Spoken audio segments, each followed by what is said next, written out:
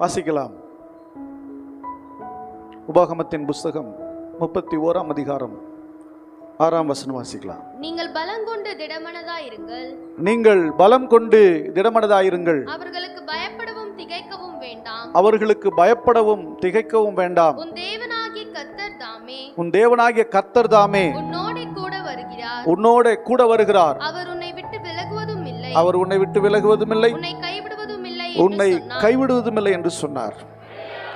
அவர் உன்னை விட்டு விலகுவதும் இல்லை, கைவிடுவதும் இல்லை என்று சொல்றாரு. நீங்கள் பலம் கொண்டு திடமனதாயிருங்கள். எந்த சூழ்நிலையில யார் யாருக்கு சொல்லுகிறார், எந்த பிரச்சனையில சொல்றார், எப்பேற்பட்ட காலகட்டத்தில் இதை சொல்றார், இதை நம்ம கவனிக்க வேண்டியது ரொம்ப அவசியமானது. இது தெரிஞ்சாதான் நமக்கு என்ன பண்ண முடியும், வேதம் புரியும்.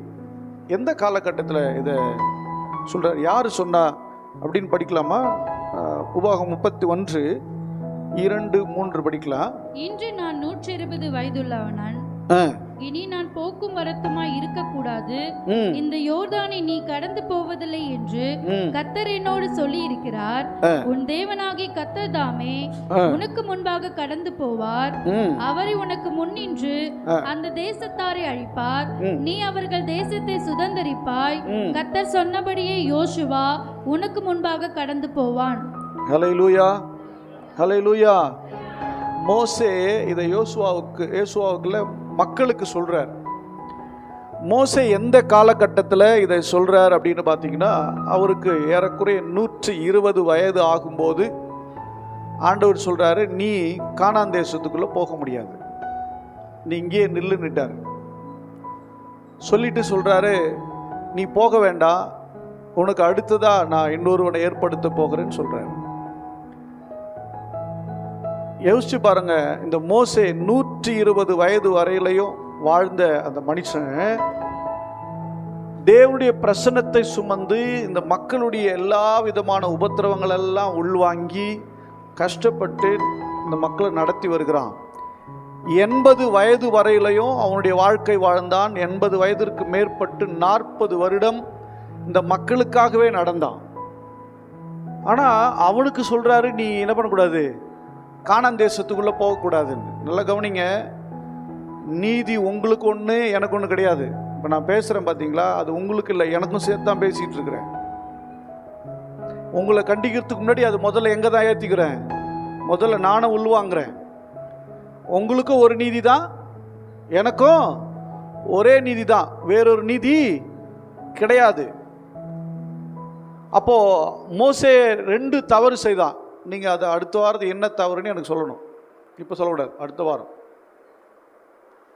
என்ன மிஸ்டேக் பண்ணால், எதனால் மோசேயை ஆண்டவர் கானான் தேசத்துக்குள்ளே அனுமதிக்கலை அப்படின்னு நான் அடுத்த வாரம் நீங்கள் சொல்லணும். அப்போது 2 தவறுகள் நிமித்தமாக மோசேயை தேவன் உள்ளே போகிறதுக்கு அனுமதி கொடுக்கல. தூரத்திலிருந்து பார்த்துக்கலாம், மலை மேலே கூட்டிகிட்டு மேலே வர சொன்னார். அதுதான் கானான் தேசம், பார்த்துக்குப்பா, அவ்வளோதான். நல்லா கவனிங்க, கர்த்தருடைய வார்த்தையின்படி அவருடைய சத்தத்தை கேட்டு சரியாக நீங்கள் நடந்து போவீங்கன்னா, உங்களுக்கு வைத்திருக்கிற ஆசீர்வாதங்களை, உங்களுக்கு வைத்திருக்கிற மேன்மையானவைகளை நீங்கள் அனுபவிப்பீர்கள், நீங்கள் அதிலே உட்பிரவேசிப்பீர்கள், நீங்கள் அதில் வாழ்வீங்க. அல்லேலூயா.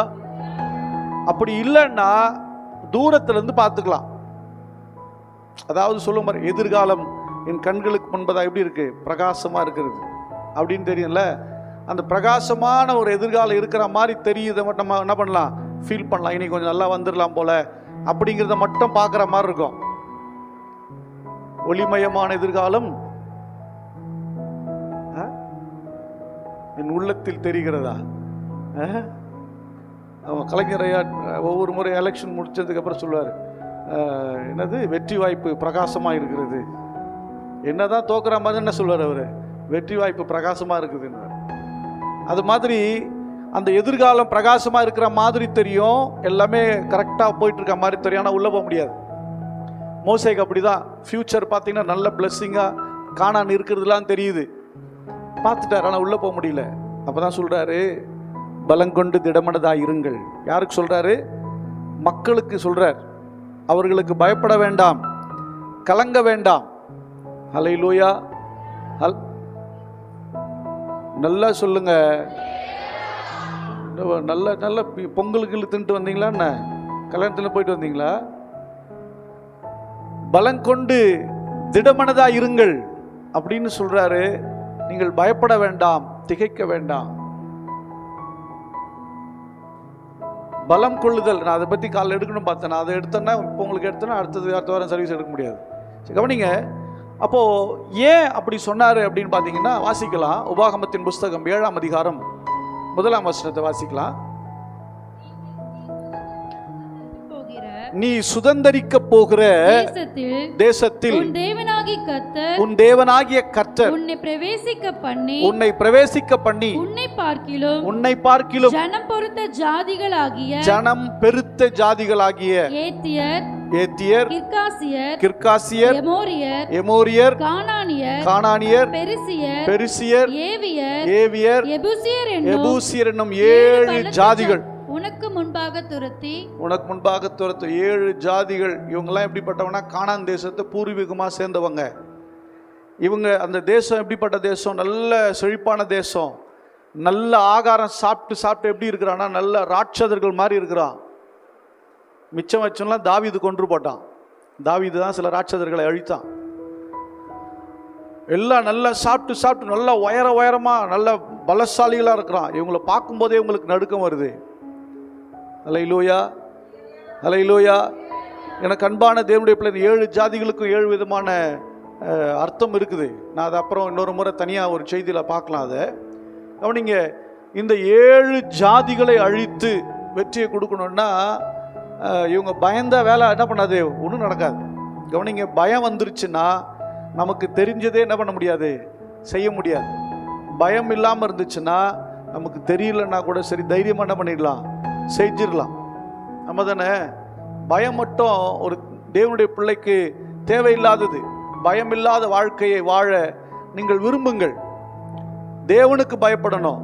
பிரச்சனைகளுக்கெல்லாம் என்ன பண்ணக்கூடாது, பயப்படக்கூடாது. அப்போ இங்கே மோசே அந்த ஜாதிகளை குறித்து சொல்ல, அந்த 7 ஜாதிகளை நீங்கள் துரத்துவீங்க அப்படின்னா இது எங்கே போன, இப்போ எங்கே இருக்கிறாங்கன்னா யோர்தானுக்கு இந்த பக்கம் இருக்கிறாங்க. யோர்தானை கடந்து போனதுக்கு அப்புறம் தான் ஒரு பெரிய யுத்தம் இருக்குது. அதனால நீங்க என்ன பண்ணாதீங்க, பயப்படாதீங்க, பலம் கொண்டு திடமனதா இருங்கள். அல்லேலூயா. நீங்க யோசிச்சு பாருங்க, ஏன் பயப்படுறாங்க அப்படின்னா எதிரிங்க, வெளியிருக்கிற எதிரிங்க ஒரு பக்கம் இருக்கட்டும், உள்ள இருக்கிற எதிரிங்க யாருங்க, உள்ள இருக்கிற எதிரி இருக்கிறாங்க பாருங்களேன், அதுதான் ரொம்ப டேஞ்சர். அது வெளியே இருக்கிற எதிரியை டைரக்டா அடிச்சிடலாம், உள்ள இருக்கிற எதிரி அடிக்கிறது ரொம்ப கஷ்டம். யோசிச்சு பாருங்க, 6 லட்சம் குடும்பங்கள். எத்தனை லட்சம் குடும்பங்க? 6 லட்சம் குடும்பங்க. நான் ஏற்கனவே சொல்லியிருக்கேன், 30 லட்சம் கிட்டத்தட்ட மக்கள். இவங்க எல்லாரையும் யார் நடத்தி கொண்டு வருகிறான்னு சொன்னா மோசே நடத்தி கொண்டு வருகிறார். அல்லேலூயா. நமக்கு இங்கிருந்து இந்த ஒரு மலைக்கு கூட்டு போறதுக்கே நமக்கு என்ன இருக்குது, கஷ்டமா இருக்குது. காலையில வாங்க அப்படின்னு சொன்னா எல்லாம் 7 மணிக்கு வாங்கன்னா 7:15, 7:30, 8 அசைஞ்சு என்ன பண்ணுவாங்க, வருவாங்க. இவங்களை கூட்டிட்டு போய் வரத்துக்குள்ள இவங்களை ஏறணும்னா பஸ் வெடிக்குது, புகை தள்ளுது. இங்கிருந்து எவ்வளோ தொலைவு, ஒரு அது எத்தனை பேர், ஒரு 50 பேர் இல்லை 60 பேருக்குள்ள தான் கூட்டிட்டு போறோம். புரியுதா உங்களுக்கு சொல்றது? அவ்வளவுதான். ஆனா இவன் 6 லட்சம் குடும்பங்களை அழைத்து கொண்டு போகிறான். 40 வருஷமா டிராவல் பண்றான். அல்லேலூயா. அப்பனா அது சாதாரண விஷயமா? அது மிகப்பெரிய விஷயம். அத்தனை குடும்பங்களை கூட்டிட்டு போன, எல்லாம் ஒன்னொன்னா பெத்து வச்சிருக்குது, எல்லாம் 10, 12. அப்போ சிலருக்கு 3 பொண்டாட்டி, 4 பொண்டாட்டி, 25, 30, 40 குழந்தைங்க, 60 குழந்தைங்களா இருக்குது. இதெல்லாம் வலிச்சுக்கிட்டு 40 வருஷம் பிரயாணம். வயசான காலத்தில் கர்த்தருடைய சமூகத்திலையும் இருக்கணும், கர்த்தருடைய வார்த்தையும் கேட்கணும், கர்த்தருடைய வார்த்தையும் சொல்லணும், வர பஞ்சாயத்துக்கு சொல்லணும், அடக்கம் பண்ணணும், குழந்தை பிரதிஷ்டை பண்ணணும், கல்யாணம் பண்ணணும். அல்லேலூயா. இவ்வளத்தையும் மோசே பார்க்கணும் இல்லை? இவ்வளத்தையும் வழியில் அவ்வளவு பிரச்சனைகள் இதுக்கு உள்ளேருந்து கலகம் பண்ணுறவன், ரெண்டகம் பண்ணுறவன், பிரச்சனை பண்ணுறவன், உள்ளுலேருந்தே உயிரெடுப்பான். நீ என்ன ரொம்ப ஓவராக பண்ணுற நம்மளோட சொல்லுவாங்க. ஒரு பெரிய பாஸ்ட் ஊர் லெவலத்தில் அந்த பாஸ்ட்டு கண்டிக்கிறாராம். என்னது ரொம்ப ஸ்ட்ரிக்ட்டு தான். அதெல்லாம் சில பேர் அதனாலே வரமாட்டாங்க தெரியுமா உங்களுக்கு? சில பேருக்கு வரணும்னு ஆசை, ரொம்ப கண்டிஷனாக இருப்பார் அவர். அல்லேலூயா. ஆமாம், கண்டிப்பு ரொம்ப நல்லது இல்லையா? கண்டிப்பு ரொம்ப நல்லது. அமைதியாக இருக்கிறீங்க. கண்டிக்கிறது பிடிக்கலையா? கண்டிக்கிறது மட்டும் ஒரு ஆள் என்னைக்கு பிடிக்கலன்றானோ அன்னைக்கே அவன் கெட்டுக்கிட்டு இருக்கான்னு அர்த்தம். நம்ம கண்டிக்கும் போது ஒரு ஆளுக்கு கஷ்டமாகுதுன்னா அவர்கள் கெட்டு கொண்டு இருக்கிறார்கள் அர்த்தம். ஒன்று கெட்டு போகிறதுக்கு ஆரம்பமாக இருக்கலாம், இல்லை கெட்டு கொண்டு இருக்கலாம், இல்லை கெட்டு போயிட்டாங்கன்னு இருக்கலாம். அல்லேலூயா. இதுக்கெல்லாம் சத்தம் வராது பாருங்க. அப்போ இந்த அப்போ நீங்க யோசிச்சு பாருங்க, இத்தனை லட்சம் மக்களை கொண்டு வந்து இங்க இந்த இவ்வளவு தொலை வந்திருக்கிறார், பக்கத்தில் வந்துட்டாரு. இனி எப்படி கடக்க போகிறோம்? என்னது? இனி எப்படி கடக்க போகிறோம்? இனி எப்படி செயல்பட போகிறோம்? இனி எப்படி வாழ போகிறோம் என்கிற கேள்வி இருக்குது. அல்லேலூயா. ஏதோ ஆவி எதோ பிடிச்சிருக்கா? இயேசுவின் நாமத்தில் ஊமையும் செவிடுமானே பா வெளியே. கவனிங்க. அப்போ அந்த உங்ககிட்ட பேசி பேசி எனக்கு வரமாட்டேங்குது பேசுறதுக்கு. அப்போ இந்த பயம் மக்களுக்கு இருக்கிறது. பயம் வந்தா பலவீனம் வந்துடும். பயம் வந்தா வீக் ஆயிடும் உடம்பு. எவ்வளவு பெரிய ஆளா இருந்தாலும் சரி, பயம் வந்துடுச்சுன்னா கைகாலம் உதற எடுக்க ஆரம்பிச்சிடும். இஸ்ரேல் மக்கள் அவ்வளவு பேர் இருந்தாலும் சாதாரண சின்ன தாவீதுக்கு மட்டும் தைரியம் இருந்துச்சு. அதனால தான் கோலியாத்தை ஜெயிக்க முடிஞ்சது. அல்லேலூயா.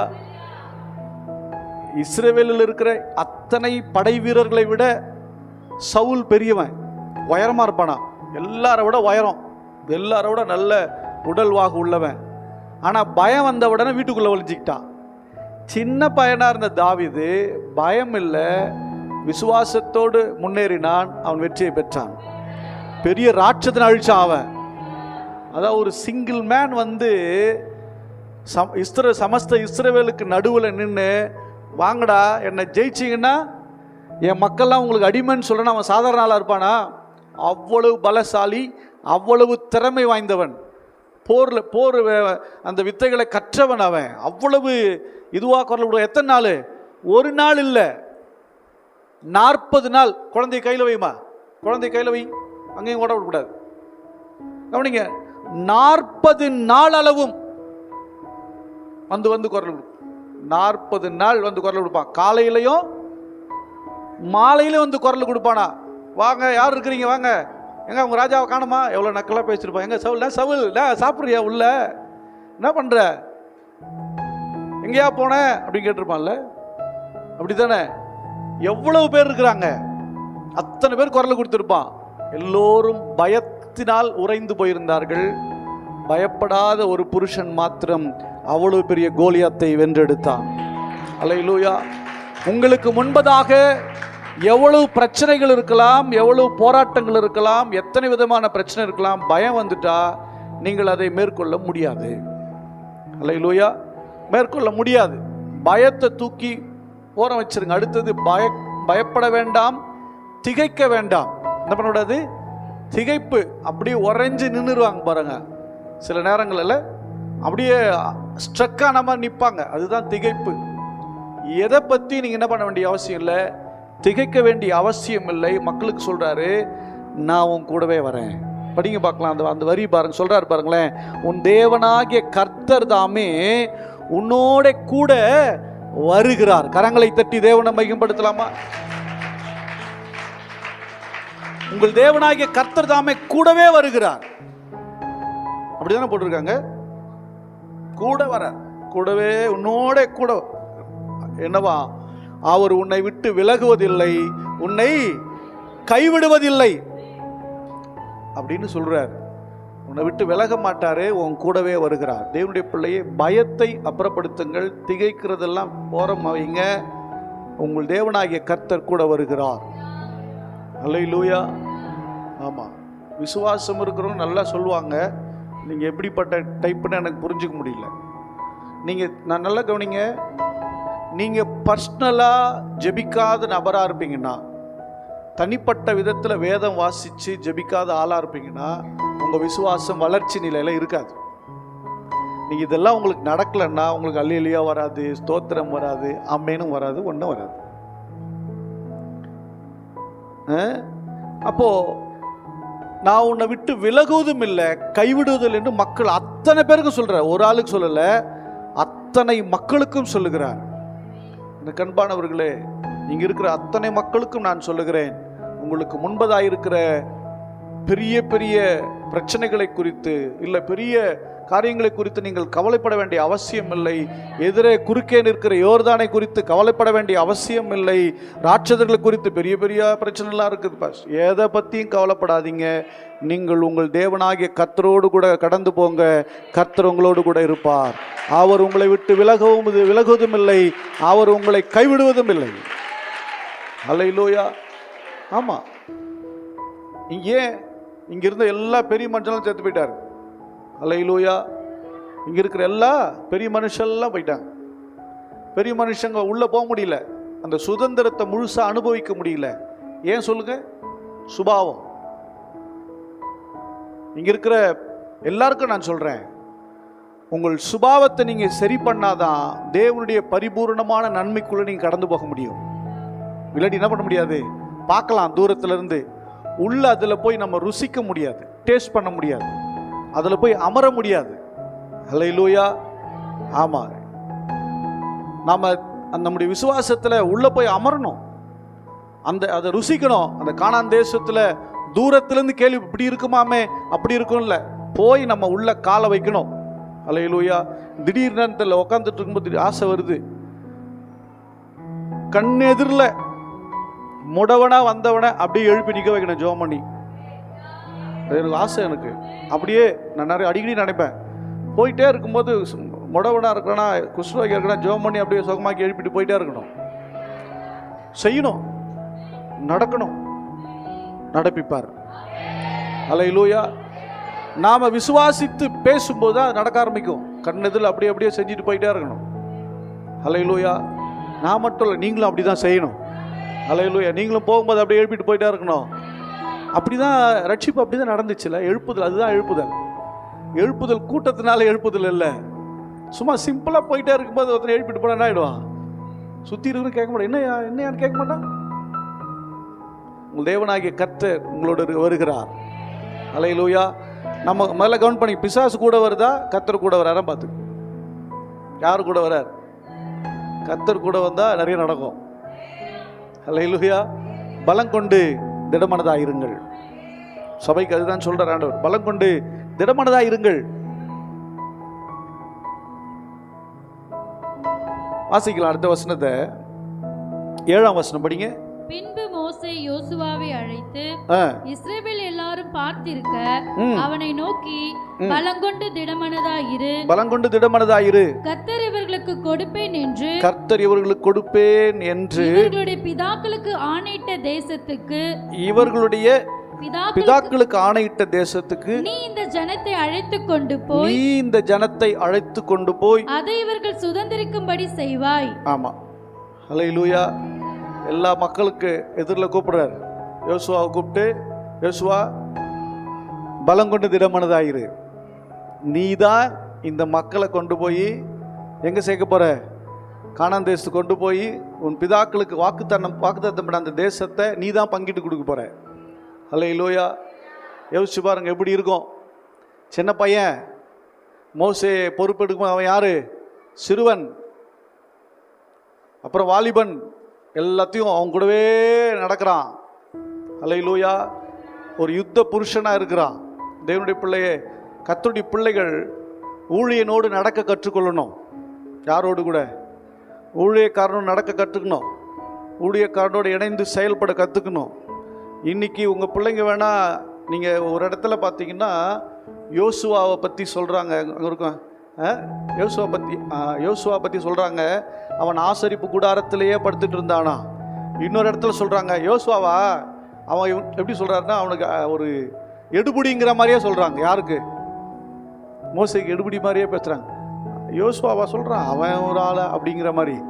சில நேரங்களில் நீங்கள் ஊழியக்காரனோடு நெருங்கி நடக்கும்போது உதாசீனப்படுத்தப்படுவீங்க. ஒரு சீப்பாக இருக்கிற மாதிரி தெரியும் சில பேருக்கு. சில பேர் சீப்பாகவும் பேசலாம். காதில் வாங்காதீங்க. காதில் வாங்கினீங்கன்னா உங்களுக்குள்ளே நீங்கள் இழந்துருவீங்க. அதை காதில் வாங்காமல் கூட வந்துடணும். ஊழியக்காரரோடு இணைந்து ட்ராவல் பண்ணோம்.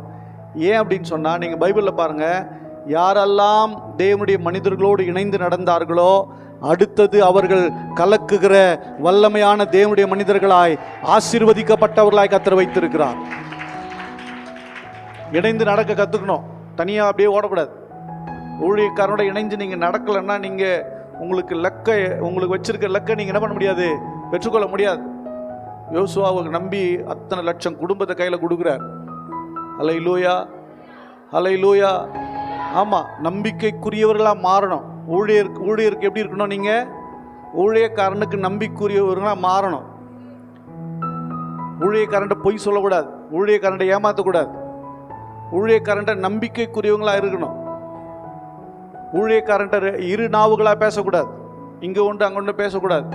நம்பிக்கைக்குரியவர்களாக நீங்கள் இருப்பீங்கன்னா, நான் சொல்ல தீமோத்தேயுல பவுல் சொல்கிறாரு, அவர்கள் மேன்மையானவர்களாக இருப்பாங்களாம். எப்படி இருப்பாங்களா? மேன்மையானவர்களாக வைப்பேன் என்று கர்த்தர் சொல்லுகிறார். உங்களுக்கு எதுவுமே இல்லாமல், நீங்கள் எந்த விதமான ஆசீர்வாதம் இல்லாமல், ஒரு படிப்பறிவு இல்லாமல் இருக்கலாம், திறமை இல்லாமல் இருக்கலாம். ஆனால் யாருக்கு தெரியும், திடீரென்று உங்களுக்கு மேன்மையான இடத்தை கர்த்தர் வைப்பார். ஏதோ ஒரு வகையில் உங்களை கட்டாயமாக மேன்மையாக வைப்பார். ஹல்லேலூயா. ஊழியனோடு நடக்கிற ஒருவரையும் ஆண்டவர் வெறுமையாக விட்டதே இல்லை. ஹல்லேலூயா. உண்மையாக நடந்தவங்கள சொல்கிறேன் நான். எலியாவோடு கூட எலிசா நடந்தான். ரெட்டிப்பான வல்லமை கிடைச்சது. கவனிங்க, உங்களுக்கு எந்த விதமான திறமை இல்லாமல் இருக்கலாம், எது இல்லாமல் இருக்கலாம். நீங்கள் ஊழியனோடு இணைந்து நடக்கும்போது தேவன் கிரியை செய்வார், உயர்த்துவார். எலியாவோடு கூட எலிசா இணைந்து நடந்தான், ரெட்டிப்பான வல்லமை பெற்றுக்கொண்டான். ஹல்லேலூயா. எலிசாவோடு கேயாசி நடந்தான். ஆனால் அவன் தன்னுடைய எஜமானுக்கு அவன் உண்மையாக இல்லை, குஷ்டரோகத்தை பெற்றுக்கொண்டான். லிசன், உங்கள் ஊழியரோடு இணைந்து நடக்கிற நீங்கள் உங்கள் ஊழியக்காரங்கிட்ட உண்மையாக இருக்கணும். அப்படி நடந்தீங்கன்னா உங்களுக்கு மேன்மைகள் வந்து கொண்டே இருக்கும். ஆனால் நீங்கள் ஊழியக்காரன்ட்ட பொய்யா நடப்பீங்கன்னா இழப்புகள் வரும். ஜாக்கிரதையா இருக்கும். ஒருவேளை அந்த எலிசாவோடு இருந்த கேயாசி உண்மை உள்ளவனா தன் எஜமானுக்கு இருந்திருப்பான்னா, அடுத்த தேசத்தை கலக்கிற ஆள் யாருன்னா கேயாசி தான். ஆமாம் தானே? அங்கே ரெட்டிப்புனா இவனோட ரெட்டிப்பு இவனுக்கு கிடச்சிருக்கும். மிஸ் பண்ணிட்டான். தேவனுடைய பிள்ளைகளே, தேவனுடைய ஊழியக்காரன் இணைந்து நடவுங்கள். ஆசரிப்பு கூடாரத்தை விட்டு போகவே மாட்டானா. மோசே செருப்பை கழட்டி விடுறது அவன் தான். ஆனால் யுத்தம்னா ஃபர்ஸ்ட் ஆளாக நிற்பான். ஹல்லேலூயா. செருப்பை கட்டுறதுக்கு ஃபர்ஸ்ட் ஆள் அவன் தான் நிற்கிறான். யுத்தம்னால நம்ம நிற்கிறதும் அவன் தான் முதல்ல நிற்கிறான். நமக்கு அப்படி ஒரு ஆள் கிடைக்காதான்னு ஏக்கமாக இருக்கும். சில நேரம் ஆச்சரியமாக இருக்கும். நமக்கு ஒரு ஆள் கிடைக்காதா? அப்படி இருக்கணும். பொத்தி பொத்தி பொத்தி பொத்தி மறைச்சி மறைச்சி மறைச்சி மறைச்சி என்ன சாதிக்க போற? உன் ஊழியனிடத்தில் மறைக்கிற நீ தேவனிடத்தில் எப்படி உண்மையாக இருக்க முடியும்? எப்படி உண்மையாக இருக்க முடியும்? தேவனுக்கு பிரியமாக எப்படி இருக்க முடியும்னு நினைக்கிறீங்க? உன்னை நடத்துகிற, உனக்காக ஜெபிக்கிற, உனக்காக உபவாசிக்கிற, உனக்காக கர்த்தருடைய சமூகத்தில் நிற்கிற ஊழியனிடத்தில் உண்மையாக இருக்க முடியலன்னா, உங்களுக்கு பிரச்சனைன்னா கண்ணீரோட ஜெபம் பண்ணுற ஊழியக்காரத்தை உண்மையாக இருக்க முடியலன்னா, நீங்கள் எப்படி தேவனிடத்தில் உண்மையாக இருப்பீங்க?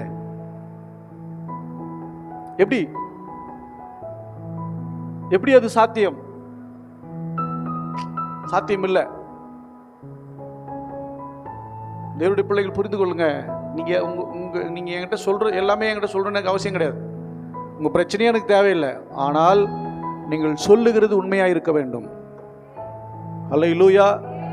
நல்லா புரிஞ்சுக்குங்க, இதை தேவன் பார்க்கிறார்.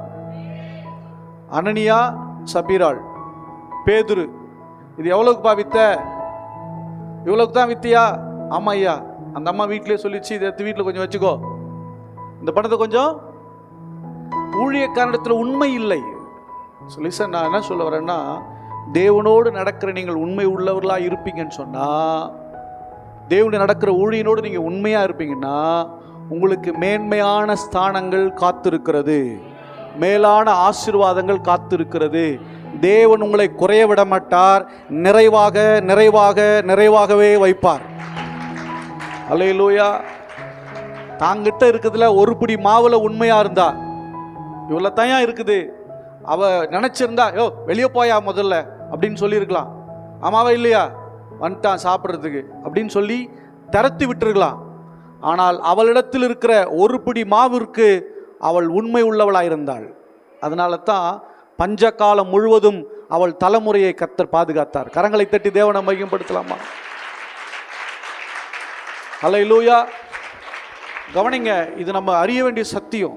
இன்னைக்கு நிறைய பொய், நிறைய விசுவாசி பிள்ளைகளை நீங்கள் ஊழியனிடத்தில் எவ்வளோ உண்மையாக இருக்கீங்களோ அது தேவனிடத்தில் நீங்கள் உண்மையாக இருக்கிறீங்க, அது தேவனிடத்தில் உண்மையாக இருக்கிறீங்க. நான் இன்னைக்கு எடுத்த மெசேஜ் வேறு மாதிரி ட்ராக்ல இழுத்துட்டு போகுது. காலையில் இது பேசவே இல்லைல்ல, காலைல பேசினா அப்படியே பிளாங்க் ஆகிடுச்சு, மறந்து போயிடுச்சு, வரவே மாட்டேங்குது, வேறு ட்ராக்ல வலிச்சுட்டு போகிறார். நல்லா கவனிங்க, தேவனுடைய ஊழியனிடத்தில் உண்மையாக இருங்க. எவ்வளோ பெரிய பொறுப்புங்க அது. மோசே பங்கிட முடியல, யோசுவாவை கூப்பிட்டு நீ தாண்டா பங்கிட போறேங்கிறார் ஆண்டவர். கரங்களை தட்டி தேவனை மையப்படுத்தலாமா? அவ்வளவு மோசே மாதிரி இன்னொருத்தன், அதை மக்கள்ல தீர்க்கதரிசனம் சொல்ல ஆரம்பிக்கிறாங்க. உடனே யோசுவா நிறுத்து நிறுத்து நிறுத்துங்கிறான். உடனே மோசே கேட்கிறான், ஏன் தடை பண்ற? இல்லை இல்லை, அவன் தீர்க்கதரிசனம் சொல்றான். நீ எனக்காக பக்தி வைராக்கியம் பாராட்டுறியா? வேண்டாம் வேண்டாம், இங்க இருக்கிற அத்தனை பேரும் தீர்க்கதரிசனம் சொல்லட்டும். அல்லேலூயா. தேவ மனுஷனுடைய நிலை அதுதான். தேவ மனுஷன் நிலை என்னது? எல்லாரும் கர்த்தருக்குன்னு பிரகாசிக்கணும், அப்படிதான் ஆசை. ஆனா அந்த உடன் ஊழியனை கூடவே இருக்கிறவன் தன்னுடைய ஊழியக்காரனுக்காக பக்தி வைராக்கியம் பாராட்டுகிறான். எனக்கு அன்பான தேவனுடைய ஜனங்களே, நீங்கள் பலம் கொண்டு திடமனதாயிருங்கள். அல்லேலூயா. அவர் உங்களோடு கூட வரப்போகிறார். நீங்கள் பயப்பட வேண்டாம், திகைக்க வேண்டாம். அவர் உங்களோடு கூட வருவார். அல்லேலூயா. உங்க கூடவே வருவார். அவர் விலக மாட்டார், கைவிட மாட்டார். நம்ம இதை தான் புரிஞ்சுக்கணும். நல்ல கவனிங்க, நஷ்டங்கள் இழப்புகள் நல்ல கவனிங்க, உன்னிப்பாக கவனிங்களேன். நீங்கள் உண்மை இல்லாத போது நடக்குங்க அது. நஷ்டங்களும் இழப்புகளும் வியாதிகளும் பலவீனங்களும் போராட்டங்களும் எப்போ நீங்கள் நல்லா உன்னிப்பாக கவனிச்சு பாருங்க, உங்கள் உண்மையில் நீங்கள் குறையும் போது தான், அப்போ தான் நடக்கும். ஆமாவா இல்லையா ஏன்னு சொல்ல வேணாம், நீங்களே உங்களை கணக்கு போட்டுக்கோங்க. தேவன் அநீதியின் தேவன் அல்லவே. நம்முடைய தேவன் அநீதியின் தேவனா இல்லையே, நீதியின் தேவன் ஆயிடுச்சே. நம்ம எப்போ உண்மை இல்லாம போறோமோ, எப்போ கடவுளுக்கு பயப்படாம போறோமோ, எப்போ தேவனுடைய மனுஷனிடத்துல நம்ம உண்மையற்றவளா இருக்கிறோமோ, அப்பதான் நமக்கு பிரச்சனையே ஸ்டார்ட் ஆகுது. ஹல்லேலூயா, ஹல்லேலூயா. ஆமா, பலங்கொண்டு திடமனதாயிருங்கள். ஹல்லேலூயா.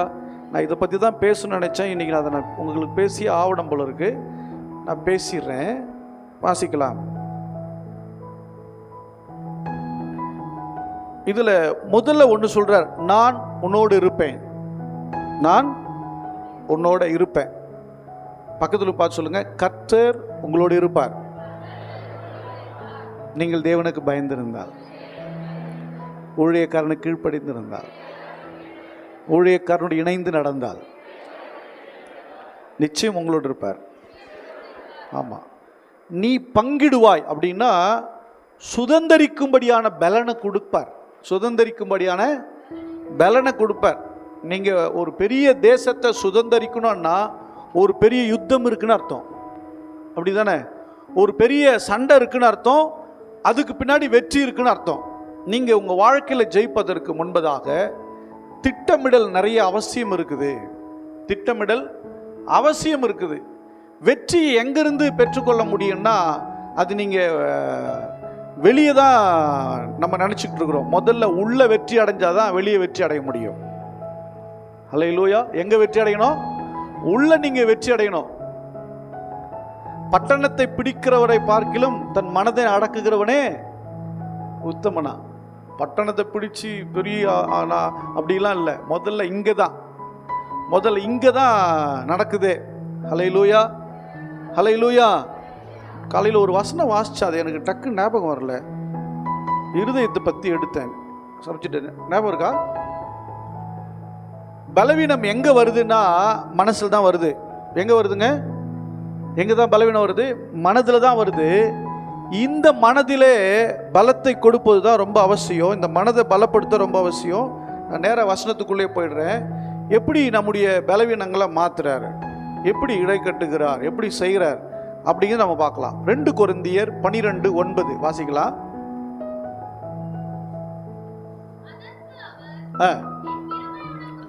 என் கிருபை உனக்கு போதும், பலவீனத்திலே என் பலம் பூரணமாய் விளங்கும். கவனிங்க, பலவீனத்திலே அவருடைய பலம் பூரணமாய் விளங்கும். நாம நிறைய விஷயங்கள்ல பலவீனமா இருக்கோம். ஞானத்தில் பலவீனப்பட்டிருப்போம், சரீரத்தில் பலவீனப்பட்டு போயிருப்போம், திறமையில் பலவீனப்பட்டு போயிருப்போம், பரிசுத்த வாழ்க்கையில் பலவீனப்பட்டு போயிருப்போம், மனதின் தைரியம் இல்லாமல் பலவீனப்பட்டு போயிருக்கலாம், விசுவாச வாழ்க்கையில் பலவீனமான நிலையில் இருக்கலாம், விசுவாச ஜெபத்தில் பலவீனப்பட்டு போயிருக்கலாம். நான் சொல்கிறேன், நீங்கள் உங்கள் பலவீனத்தில் தேவனுடைய கிருபையை சார்ந்து கொள்ளுங்கள். ஹல்லேலூயா. அப்போ எப்படி இந்த கிருபையை அனுபவிக்கிறதுனா சொல்லுங்க, எப்படி அனுபவிக்கிறது சொல்லுங்க பார்க்கலாம். வாயினால பேசிதான் அனுபவிக்க முடியும். நீங்க பேச பேச தேவனுடைய கிருபை உங்க வாழ்க்கையில செயல்பட ஆரம்பிக்கும். ஹல்லேலூயா. எழுந்து வர முடியாதவன் கூட குரல் கொடுத்தா திருடன் பயப்படுவான். ஆமாவா இல்லையா? எழுந்து வர முடியாம இருந்தா கூட குரல் கொடுக்கும்போது பயப்படுவான். அப்படின்னா இந்த வசனத்தை நீங்க எந்த அளவுக்கு நீங்க விசுவாசத்தோட பேசுறீங்களோ, தேவன் பேரில் இருக்கிற அந்த அன்பை எப்படி விசுவாசத்தோட அறிக்கை செய்றீங்களோ, அதன்படி உங்கள் பலவீனமான எல்லா சூழ்நிலையிலேயும் தேவனுடைய கிருபை வேலை செய்ய ஆரம்பிக்கும். ஹல்லேலூயா. எதுக்கு உங்களை வாய் திறந்து சொல்லுங்க, வாய் திறந்து பேசுங்கன்னா, நீங்க சொல்லும் போது நீங்கள் பலவானாய் மாறுகிறீர்கள். ஹல்லேலூயா. நீங்க வாய் திறந்து அறிக்கை செய்யும் போது நீங்க பலவானா மாறுறீங்க. உங்கள் வாயின் வார்த்தை தான் உங்களை பலவீனனாகவும், உங்கள் வார்த்தை தான் நீங்கள் பலவானாகவும் மாறும்படி செய்கிறது.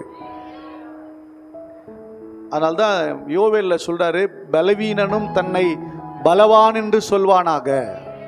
ஹல்லேலூயா. என்னால் முடியாதுங்க, எனக்கு தெரியாதுங்க, எனக்கு வராதுங்க, எனக்கு புரியாதுங்க அப்படின்னா நீங்கள் யார் தான்? அன்ஃபிட்டு தான். நான் செய்கிறேங்க, ட்ரை பண்ணுறேன். சில பேர் பாருங்களேன், தெரியாதுன்னு சொல்ல மாட்டாங்க, உடனே இறங்கி செயல்பட ஆரம்பிச்சிடுவாங்க. இப்படி செயல்படுறவங்களாம் எப்படி இருப்பாங்கன்னா, அவர்கள் பலவானாய் மாறி விடுவார்கள். ஹல்லேலூயா. நிறைய பேருக்கு தெரியாதுங்க, இது தெரியாதுங்க, புரியாதுங்க, வராதுங்க, எனக்கு ஃபஸ்ட்டே சொல்லிடுவாங்க எல்லாமே. எனக்கு வராது, எனக்கு தெரியாது, முடியாது, நடக்காது. இவர்கள்லாம் யாருன்னா பலவீனர்கள். ஆனால் வாய் திறந்து பேசி செய்ய போறாங்க தெரியுமா, இவர்களை எல்லாம் அந்த பலவீனம் மாற்றி கிருபை நாளே தாங்கிக் கொள்ள செய்கிறது. ஹல்லேலூயா. ஆமா, உங்கள் பலவீனமெல்லாம் நீங்க பேச பேச மாற ஆரம்பிச்சிடும்.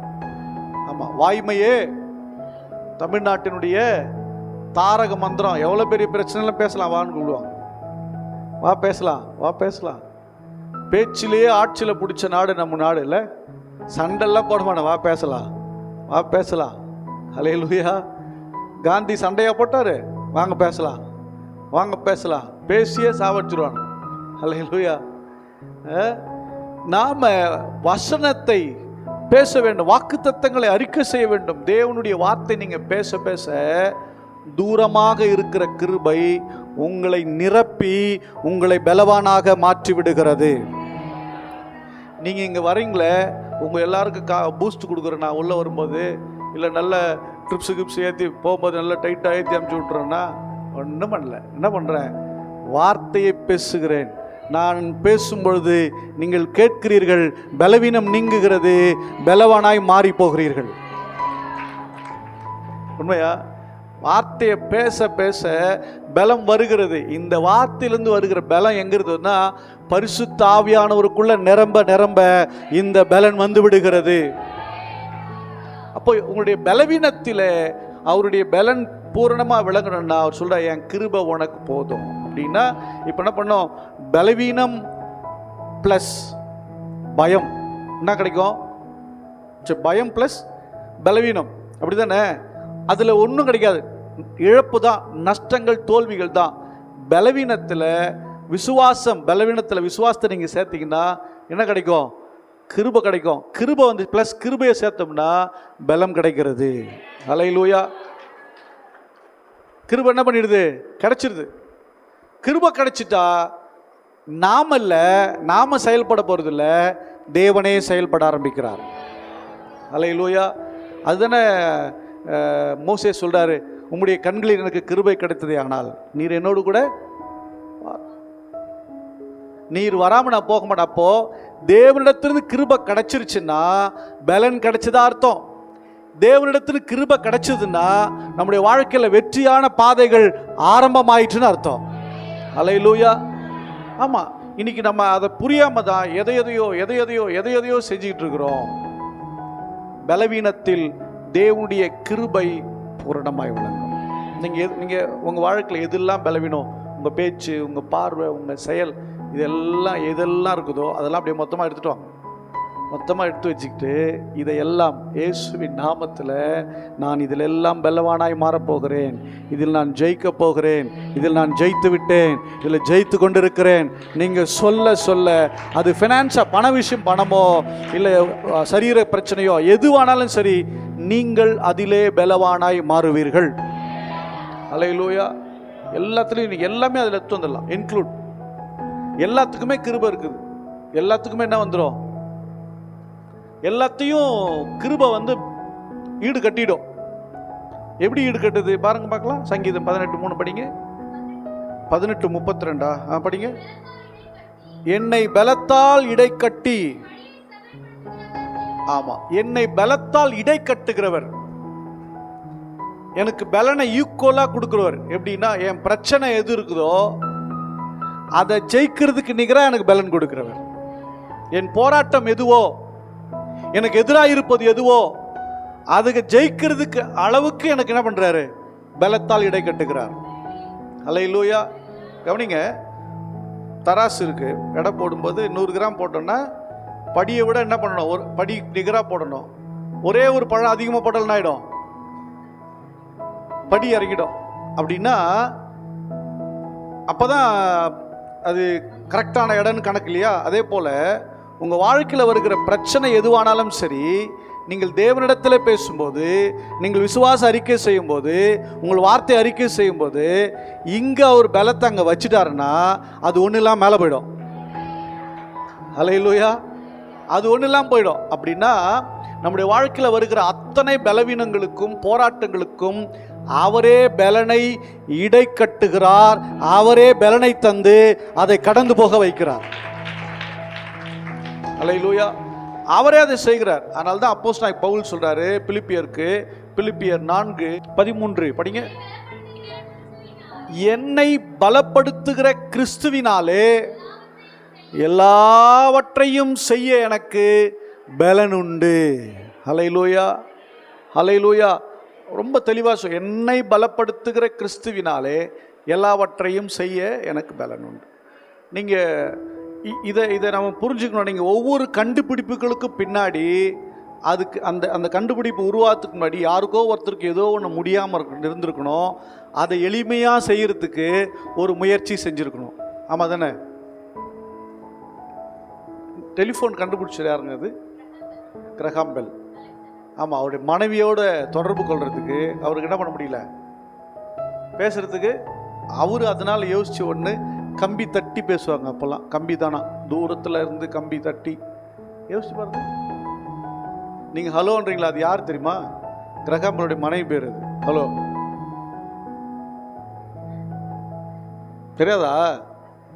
தெரியாதா?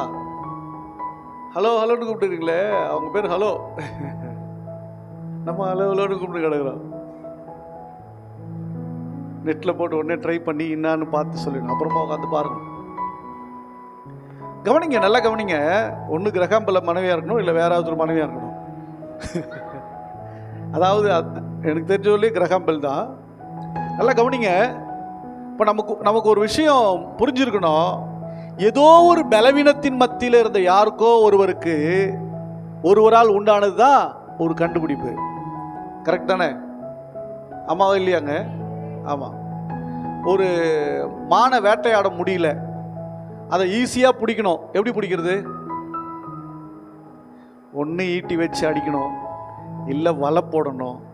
வலை செய்யறதுக்கு மனசை கொண்டு வந்தது, ஈட்டி செய்யறதுக்கு கொண்டு வந்தது என்னன்னா, அவனுடைய மனதில் ஏதோ ஒரு பலவீனம், ஏதோ ஒன்று பலவீனத்தினால அவன் என்ன பண்ணுறான், தூரத்துலேருந்தே பிடிக்கிறது. என்ன பண்ணுறான்? அவனை ஓட முடியுமா மானுக்கு ஈக்குவலாக? அப்போ தூரத்துலேருந்து எய்வதற்கு, இல்லை தூரத்தில் ஒரு வலையை போட்டால் பிடிக்க முடியும். என்ன பண்ணுறான்? ஒரு பொருளை உருவாக்குறான். நல்லா கவனிங்க.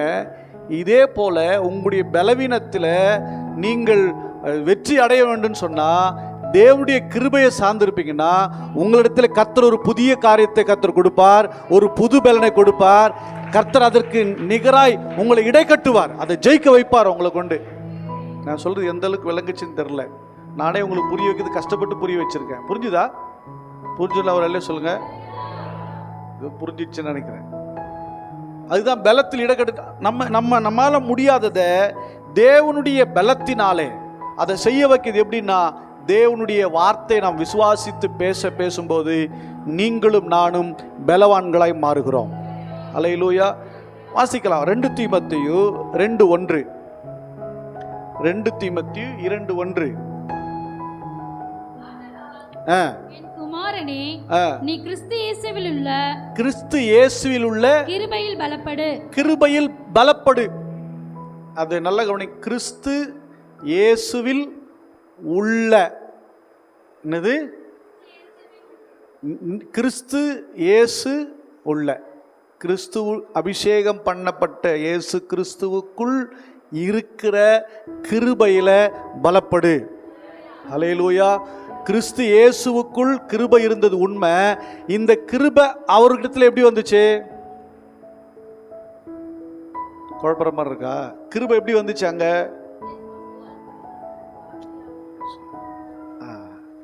வார்த்தை தான் கிருபையை கொண்டு வருது. புரியுதா உங்களுக்கு? சொல்லுங்க. இயேசுனா யாரு? வார்த்தை. புரியுதா? கிறிஸ்து இயேசுவுக்குள் கிருபை, அப்படிதானே? கிறிஸ்து இயேசுக்குள் இருக்கிற கிருபையில பலப்பட. அப்படின்னா கிறிஸ்து இயேசுவினுடைய வார்த்தையில நீ பலப்பட்டீங்கன்னா கிருபை பூரணமாய் நிரம்பி வழி ஆரம்பித்து விடும். ஹல்லேலூயா. அப்படின்னா வசனத்தை விசுவாசிக்க, வசனத்தை பேச, வசனத்தை தியானிக்க, வாக்குத்தத்தங்களை அறிக்கையிட, விசுவாசித்து நீங்கள் பேச பேச கிருபை உங்களுக்குள்ளிருந்து பொங்கி வழிந்து நீங்கள் அதில் பலப்பட ஆரம்பிக்கிறீர்கள். உங்கள் பலவீனம் அதிலே மறைகிறது, வியாதிகள் நீங்குகிறது, போராட்டம் மறைகிறது, கடன் மாறுகிறது, தரித்திரம் மாறுகிறது, சாபம் நீங்குகிறது, பொல்லாத அத்தனையும் மாறுகிறது. எங்கேனா தேவனுடைய வார்த்தைக்குள்ள இருக்கிற, இயேசுவுக்குள்ள இருக்கிற அந்த கிருபையிலிருந்து. ஹல்லேலூயா. ஆமா. இன்னொரு வசனத்தை வாசிக்கலாமா? வேண்டாம், நம்ம அடுத்த வாரம் பார்த்துக்கோம். நிறைய இருக்கு. அப்ப கிருபையில பலப்படுங்க. நீங்க கிருபையில பலப்படணும்னா அவருக்குள் நீங்கள், அவருடைய வார்த்தையில் நீங்கள் பலப்படணும். நல்லா கவனிங்க. கர்த்தருக்குள் மகிழ்ச்சியாக இருப்பதே உங்கள் பலன். பிரச்சனை 1000 இருக்கலாம், போராட்டம் 1000 இருக்கலாம், தேவைகள் 1000 இருக்கலாம், பலவீனம் 1000 இருக்கலாம். ஆனால் நீங்களும் நானும் கர்த்தருக்குள் மகிழ்ச்சியாக இருக்கணும். அல்லேலூயா. எனக்கு 1000 பிரச்சனைகள் இருக்கும், ஆனால் அது மேக்சிமம் நான் வெளியே காட்டவே மாட்டேன். ஏன்னா எனக்குள்ள ஒருவர் இருக்கிறார், எனக்குள்ள ஒருவர் இருக்கிறார். அவருக்குள்ள இருக்கிற மகிழ்ச்சியை யாராலையும் பறித்து கொள்ள முடியாது. நிறைய பிரச்சனை இருக்கும். அப்படியே ஆண்டு சமூகத்துக்கு போனோன்னா அந்த பிரச்சனையை டைவர்ட் பண்ணிட்டு எனக்கு உள்ள இருக்கிற தேவனுக்குள் நான் மகிழ்ச்சியாக இருப்பேன். அல்லேலூயா. அதனால தான் தீர்க்க தரிசனம் புஸ்தகம் சொல்கிறது, அத்திமரம் துளிர் விடாமல் போனாலும், திராட்சை செடி பலன் கொடாமல் போனாலும் நான் கர்த்தருக்குள் மகிழ்ச்சியாக இருப்பேன். எதிர்பார்த்த பலன் கிடைக்காம இருக்கலாம், எதிர்பார்த்த காரியங்கள் நடக்காமல் இருக்கலாம், நம்ம முடிவு பண்ணதெல்லாம் செய்ய முடியாமல் இருக்கலாம். அதெல்லாம் இருந்தாலும் நீங்கள் எப்படி இருக்கணும்னா கர்த்தருக்குள் மகிழ்ச்சியாக இருக்க கற்றுக்கொள்ளணும். அதுதான் உங்கள் பலன். ஹல்லேலூயா. இப்போ பலன் எங்கெங்கே இருக்குது? கர்த்தருக்குள்ள எப்படி மகிழ்ச்சியாக இருக்க முடியும்? அவருடைய வார்த்தையை நான் கேட்டபோது அல்லது வார்த்தையை நான் படித்தபோது மனமகிழ்ச்சியாக இருந்தேன் தாவீது சொல்கிறார். ஹல்லேலூயா. நம்முடைய வேதம் என்னது?